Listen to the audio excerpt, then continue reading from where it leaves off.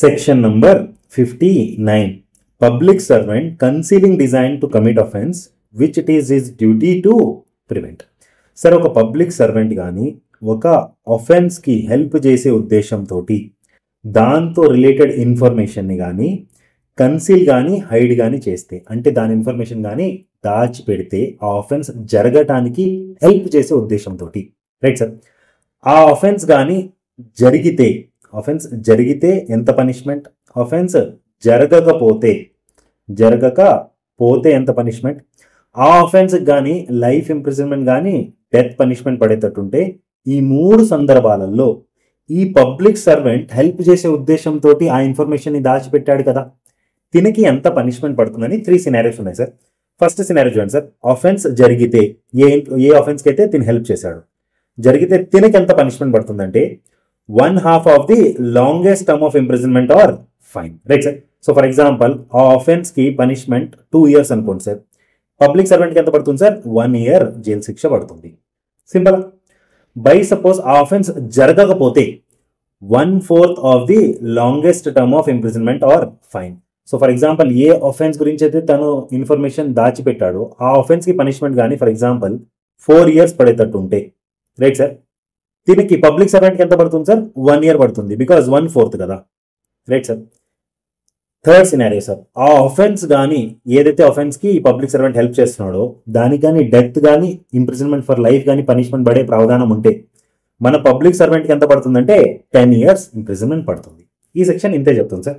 ఒక్కసారి మనం అర్థం చేసుకోవడానికి ట్రై చేద్దాం, right sir. Whoever being a public servant intending to facilitate or knowing it to be likely that he will thereby facilitate the commission of an offence which it is his duty as such public servant to prevent, voluntarily conceals by any act or omission or by use of encryption or any other information hiding tool the existence of a design to commit such offence or makes any representation which he knows to be false respecting such design shall, if the offence be committed, if the offence be punishable with death or imprisonment for life, if the offence be not committed. And 3 scenarios ichara.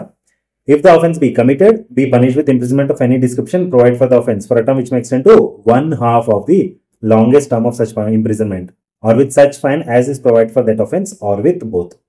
Or if the offence be punishable with death or imprisonment for life, with imprisonment of either description for a term which may extend to 10 years. Third scenario, if the offence be not committed, shall be punished with imprisonment of any description provided for the offence for a term which may extend to 1/4 part of the longest term of such imprisonment, or with such fine as is provided for the offence, or with both. Illustration కూడా ఇచ్చారు sir. ఒకసారి example కూడా తీసుకున్నాం. A and a police officer of police being legally bound to give information of all designs to commit robbery which may come to his knowledge, and knowing that B designs to commit robbery omits to give such information with intent to facilitate the commission of that offence. Here A has by any illegal omission concealed the existence of B's design and is liable to punishment according to the provisions of this section. అంటే ఒక public సర్వెంట్కి తెలుసు B అనే ఒక వ్యక్తి robbery చేయబోతున్నాడు అనేసి. ఆ information ఏం చేయాలి సార్? తను ఆబ్వియస్లీ పోలీస్ అథారిటీస్కి ఇవ్వాలనా, బికాస్ అథారిటీస్కి ఇచ్చేస్తే వాళ్ళు ఈ పర్సన్ని ఆ రాబరీ చేయకుండా ఆపేస్తారు కదా. తిను ఆ ఇన్ఫర్మేషన్ ఇవ్వలేదు కాబట్టి ఈ సెక్షన్లో తనకి పనిష్మెంట్ పడుతుందనేసి సెక్షన్ నెంబర్ 59 మనకు చాలా క్లియర్గా చెప్తుంది. మీకు అర్థమైంది అనుకుంటున్నాను, రైట్ సార్. సార్, ఈ 3 సినారియోస్ మీరు ప్రాపర్గా అర్థం చేసుకుంటే బెటర్. ఈ 3 సినారియోస్లో ఈ పనిష్మెంట్స్ ఏదైతే ఉన్నాయో అవి పబ్లిక్ సర్వెంట్కి పడతాయి. ఏదైతే ఆఫెన్స్కి తను హెల్ప్ చేస్తున్నాడో ఆ ఆఫెన్స్ కేటగిరీ ఇది, రైట్ సార్. థర్డ్ కేటగిరీ ఏంటంటే ఆ ఆఫెన్స్ జరిగితే, ఆఫెన్స్ జరగకపోతే, right sir. Hope you are able to understand.